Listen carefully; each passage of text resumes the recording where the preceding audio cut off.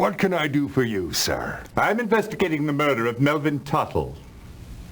I don't understand. Mr. Henry Swarthmore is a member of this club, is he not? Yes? I understand he was here yesterday. Did he meet with anyone? I never pry into my customers' private affairs. Was Tuttle a member? Yes. I'm afraid I have no more time for your questions. I'm a very busy man. Good day. Now, you should have come to old Jack Jensen in the first place. Swarthmore met Mr. Livingstone here yesterday morning. Cedric Livingstone, the builder? That's him. He owns the place. He used to be the first mate on the Glenda sailing the China trade. I was shipmates with him.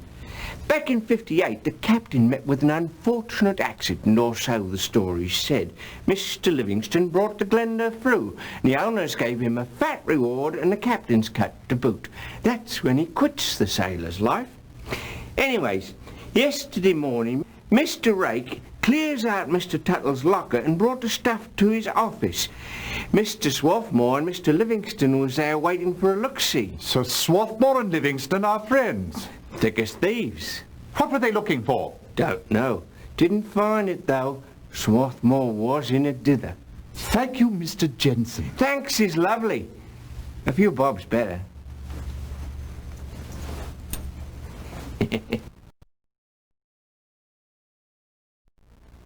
Mr. Tuttle was a very good customer. He bought dozens of gold-plated lockets, each time varying the inscription. It's a small wonder how a man keeps that many women straight. What of the diamond locket he purchased? He bought that last week. That one was solid gold, not plate. I believe he was finally getting serious about someone. Oh, how lovely for him. And too late.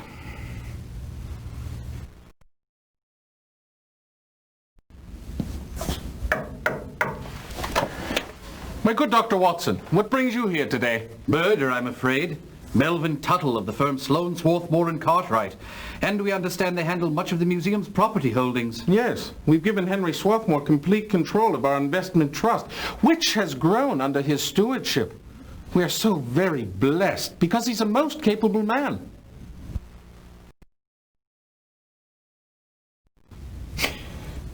Mrs. Cartwright? Mrs. Cartwright? I'm sorry. I've had such a difficult time these past days. Tuesday I came home to discover this. I received a note at the office. I know everything.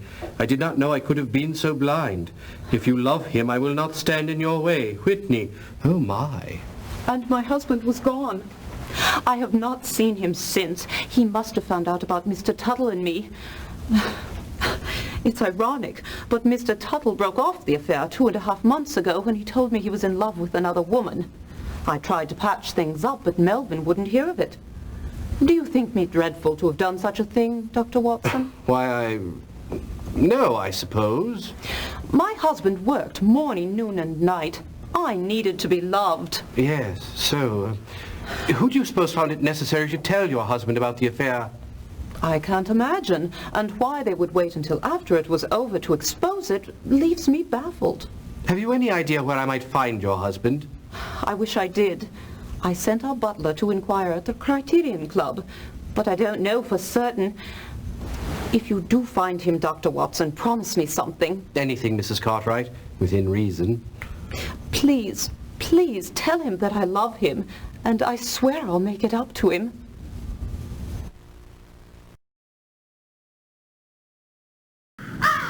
Sorry, Holmes. Couldn't find us all around.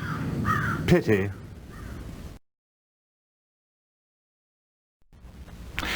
Mr. Cartwright has been with us since yesterday, remaining in his room the entire time and consuming not much more than the decanters of whiskey we have sent to his room. I'd be careful going in to see him if I were you.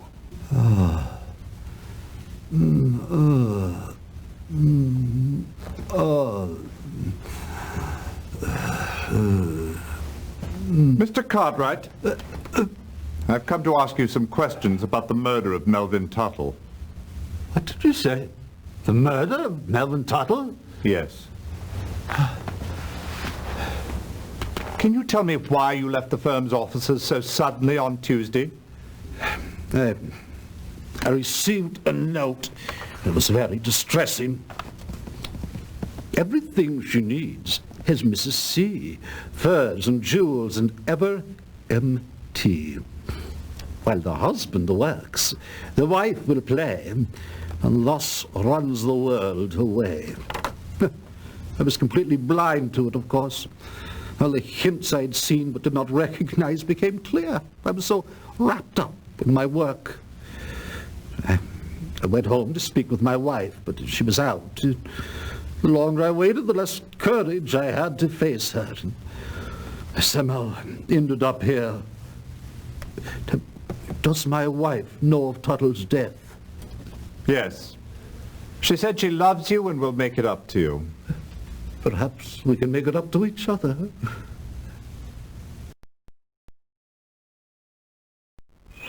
When Melvin Tuttle was promoted to junior partner and I was not, it was the final insult. He had only been there but 2 years. My work, I say quite immodestly, was superior. Clearly, my prospects with the firm were limited, so I resigned. Did you dislike Mr. Tuttle for only professional reasons? No, it was much more personal. I hold Miss Spring in high regard, and it pained me to see her so taken in by his glibness. Perhaps you should have tried to woo her with your beautiful roses. I tried that, sir, to no avail. I spoke with Ellis, Holmes. He says he's drawing a blank on this one. Pity. Swarthmore handles all of my property transactions. He lays the paper in front of me and I sign them. That's the extent of the labor I require of myself nowadays. It does sound like great work if one can get it.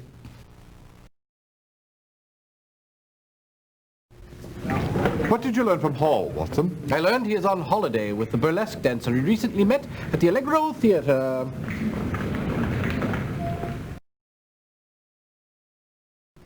I'm afraid I have no business sense at all. Mr. Swarthmore takes care of everything for me.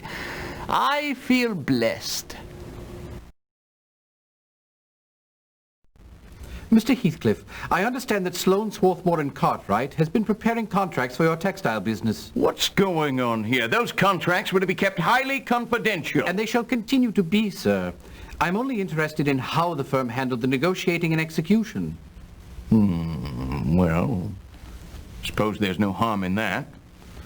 Some 8 months ago, Sir Sidney Sloane undertook the negotiations.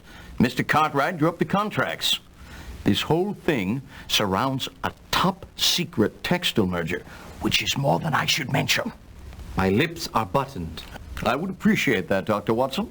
I dealt exclusively with Mr. Cartwright throughout the contract stage. Mr. Swarthmore stepped in at the final hour, which I did find a bit surprising. His alterations, however, had no material effect on the final documents. That contract, as I said, is highly confidential. I would appreciate it if you did not read it. I have no intention of reading it, sir. But I would like to keep the envelope, if you don't mind. Not at all. Mr. Holmes adores scented stationery.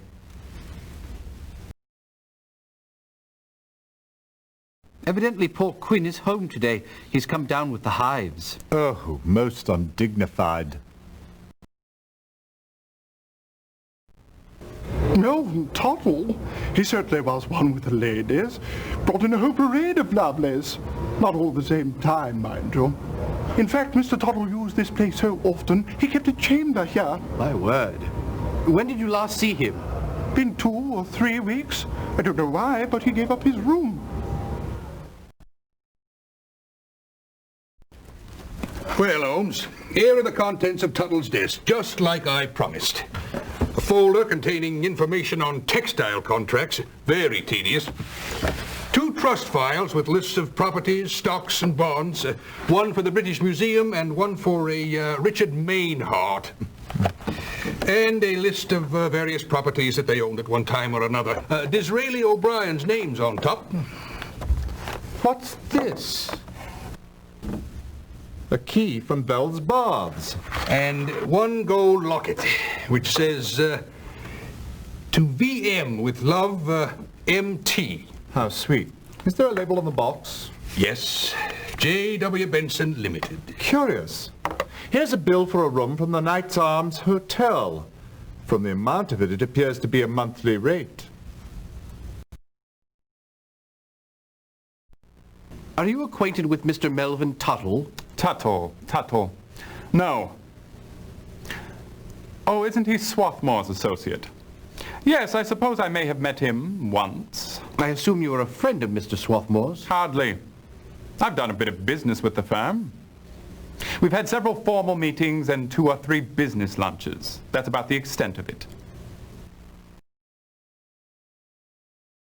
Here it is. Murray's Compendium of My Favorite Poisons. Bewitching title. Read on. It says, Chinaberry, Melia azadera, is a tree of warm, temperate regions producing panicles of fragrant purple flowers, followed by pale yellow berry-like drupes about half an inch across. Sounds lovely, doesn't it? Not half as lovely as solving this case, Watson. Of course. The fleshy pulp of the fruit contains a paralyzing nerve poison.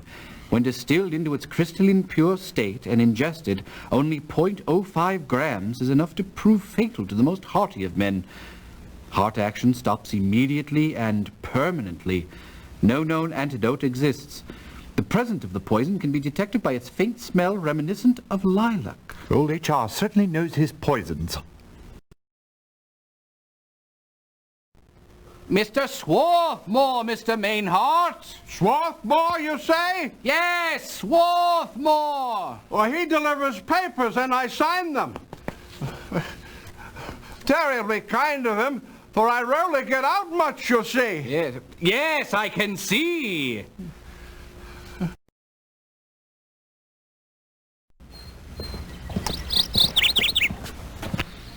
My heavens, Holmes. The good doctor is off playing cricket. Well, let's not malinger then, Watson. It's not that important. I do hope my gout doesn't flare up today. Well, if it does, you can treat it yourself. You are a physician. But of course.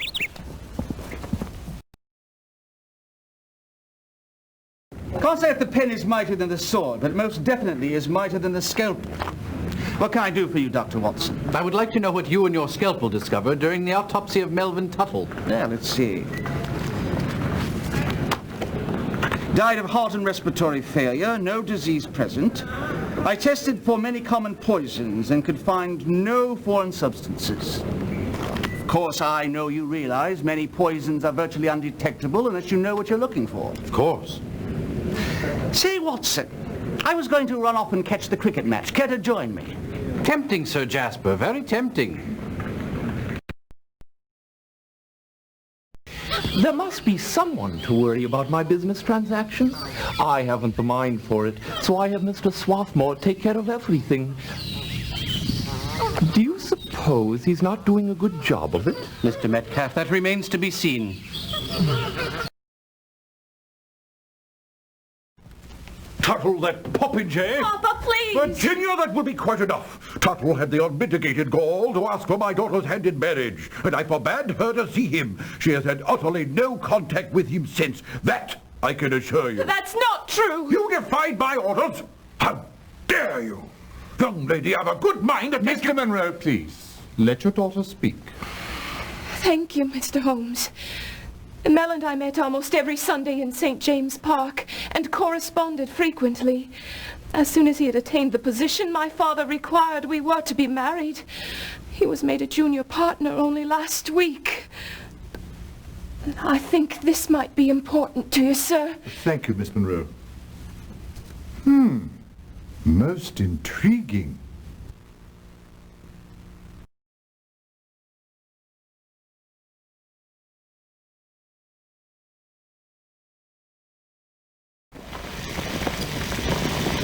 Professor Murray? Whitson! Holmes! What are you two young sleuths working on today? The Melvin Tuttle case, and it's Holmes and Watson, sir. That's what I said, didn't I? Now, the Yard delivered a whole pile of evidence for this one. Toffee, tea, tobacco, pipe. Sounds like my breakfast this morning. Although right now I prefer some fish and chips. What did you discover, H.R.? Toffee. C12H22 oil 93%. Layman's terms, did you discover any poison? The toffee and the tobacco were merely toffee and tobacco. Now, the tea contained the slightest trace, but more significantly, there was a higher concentration on the lip of the cup. What about the pipe? The tip of the stem. What sort of poison is it, Professor? Chinaberry, a paralyzing nerve poison. Just traces can stop the heart permanently. It smells faintly of lilac. But you might read up on it in a book at the London Library. Where would one obtain such a poison, Professor? One might strike up an acquaintance with a South Sea Aborigine. Ah, it is not then readily available in London? No. Thank you, Professor, for your time. How much time was it, gentlemen? I haven't seen Mr. Tuttle in 2 months. For quite some time he would come in here almost every day on what I took to be his lunch hour. In search of what? Property transaction files. The list of the names of the owners of a given property lot and the dates on which that lot were transferred to another owner, along with the sale prices. Why do you suppose he was interested in that? He never said. I never asked. Where might one procure Chinaberry? Chinaberry? Oh, it's very rare. Why, I recall when I first started working here 40 years ago, we brought some in for a study and then disposed of it. Since that time, we have no record of it being brought into England. If you want to obtain some, it would have to be done illicitly. But I don't recommend it. It has a lovely name, but it's deadly poison.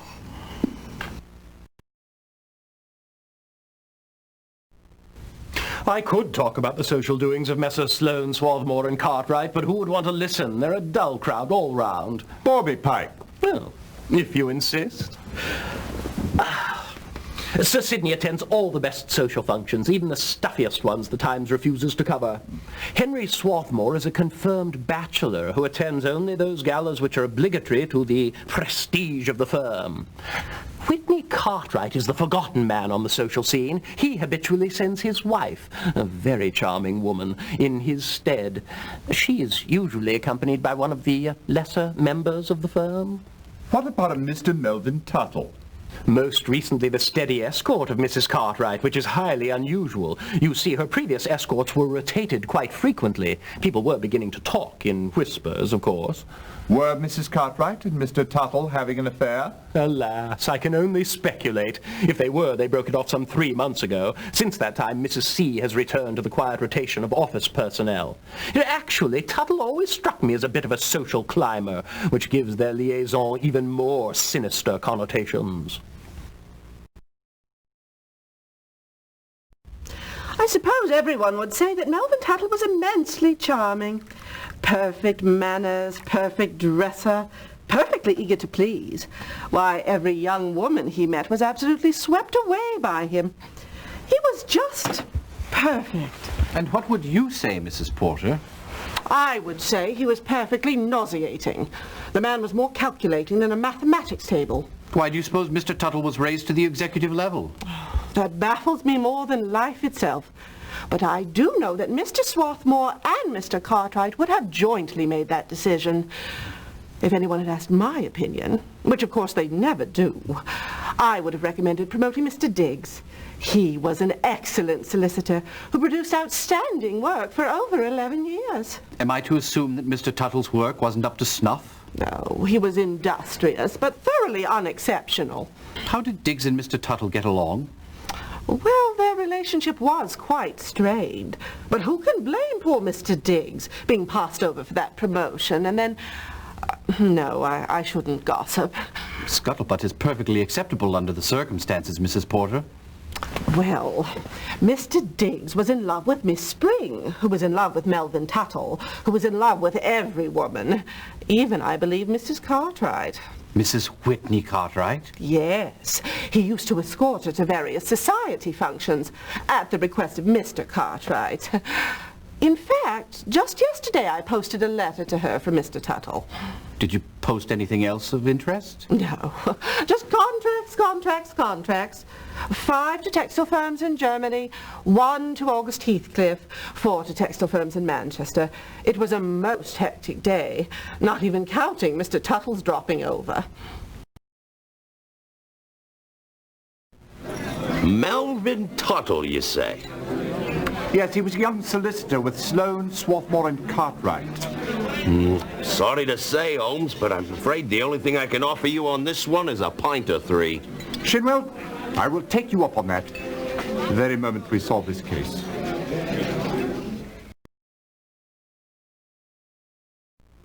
It is terrible, simply terrible. He was such a fine young man. Consider me completely at your disposal, sir. Thank you, Sir Sidney. I am interested in Mr. Tuttle's promotions within the firm. Well, Swarthmore and Cartwright were responsible for those. You see, some 3 years ago, I partially retired from the firm. Do you know if Mr. Tuttle was qualified for the job? Oh, I trust Whitney and Henry's judgment implicitly. Do you know much about the contracts Mr. Tuttle was working on? Only the Heathcliffe account. August Heathcliffe, a prominent textile manufacturer.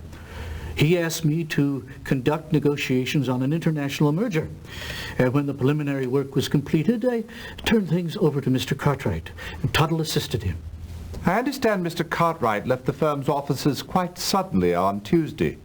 Yes, evidently for personal reasons. Well, I was aware that the Heathcliff contracts were due to leave by the Morning Post, so I did talk to Tuttle about them. And he told me that he'd have no problem meeting the deadline because Miss Walker had agreed to stay late and assist him. Swarthmore appeared shortly after that and volunteered to work with them as well. Everything seemed to be in hand. Tell me about your meeting with Mr. Diggs on the day of his resignation. Harold Diggs was a fine, experienced solicitor of very high caliber, and he was quite insulted that the promotion went to Tuttle. Do you find the choice odd? Well, as I've explained, it was not my decision. Did Mr. Diggs threaten you or Mr. Tuttle in any way? No, heavens, no.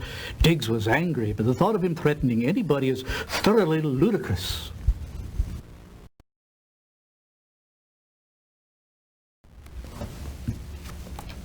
Gin. Well. Scotland Yard, busy as usual, I see. Well, what we was doing was, we were making sure the desks don't walk away. And I can see they haven't, constables. Don't miss a trick now, do you, Mr. Holmes? Besides, anything you would have found here of interest, the inspector already sent on its way.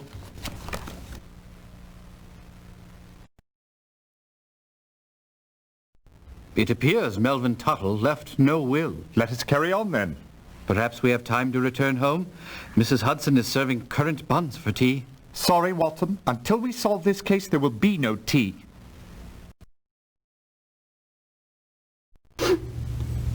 I arrived at the building a little before 9 o'clock yesterday morning. Mrs. Porter and I rode the lift together to the 4th floor. Mr. Tutt. There, Miss Spring. I know how difficult this must be. Melvin was in his office. While Mrs. Porter made tea, I went in to see him. It sounds as if your relationship with Mr. Tuttle was more than professional.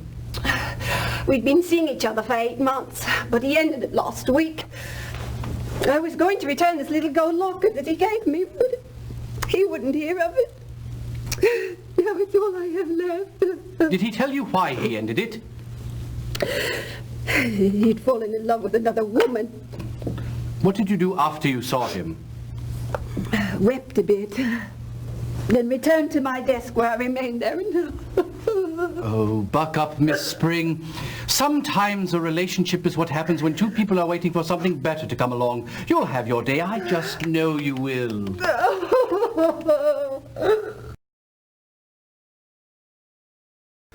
Melvin Tuttle made a rapid rise in our firm simply because he was qualified to do the job.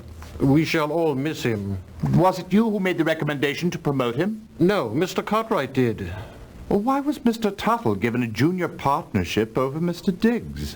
Diggs proved unsatisfactory. Tuttle showed initiative, spirit, and a good sense of judgment. When did you last see Tuttle?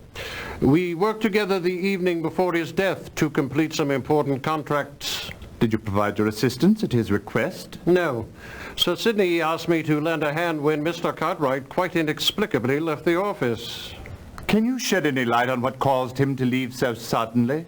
No, not in the least.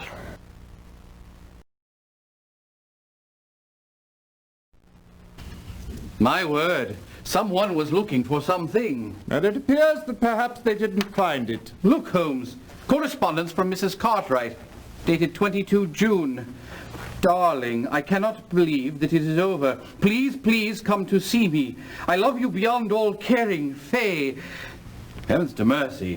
What are those other letters, Watson? They all have the same return address.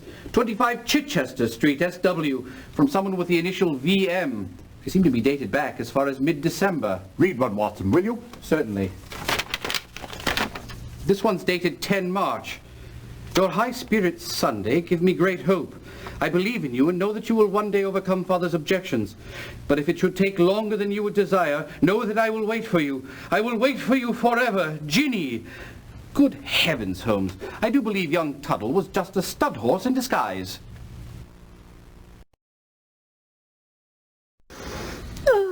Oh, poor Mr. Tuttle. Did you know I was one of the last living souls to spend time with him? Well, Mr. Tuttle, Mr. Swarthmore and I were working late on contracts, you see. Well, that's why I took the day off. Oh, when I found out about the news, I was shocked. What contracts were you working on, Miss Walker? Oh, I wouldn't know, would I? I mean, all I do is type. Never read a word of it. No, Mr. Tuttle, or should I say poor Mr. Tuttle, asked me to stay late to help with some last-minute revising. Well, Mr. Swarthmore chipped in and we got the job done. Where were the contracts going? Oh, I wouldn't know, would I? No, well, it seems a bit unusual, but Mr. Swarthmore typed the envelopes himself and handed them directly to Mr. Tuttle. The whole thing was very hush, you see. You were there alone with Mr. Swarthmore and Mr. Tuttle? Oh, yes. Imagine me alone with those two handsome men. Of course, Mr. Swarthmore is a bit intimidating, but he is a bachelor. Did anyone else enter while you were there? No. And then we left at 11:15 on the dot. Well, I know because Mr. Tuttle made a joke about my returning home before midnight so I wouldn't turn into a pumpkin. He is, or should I say, was, a very charming man. Poor Mr. Tuttle.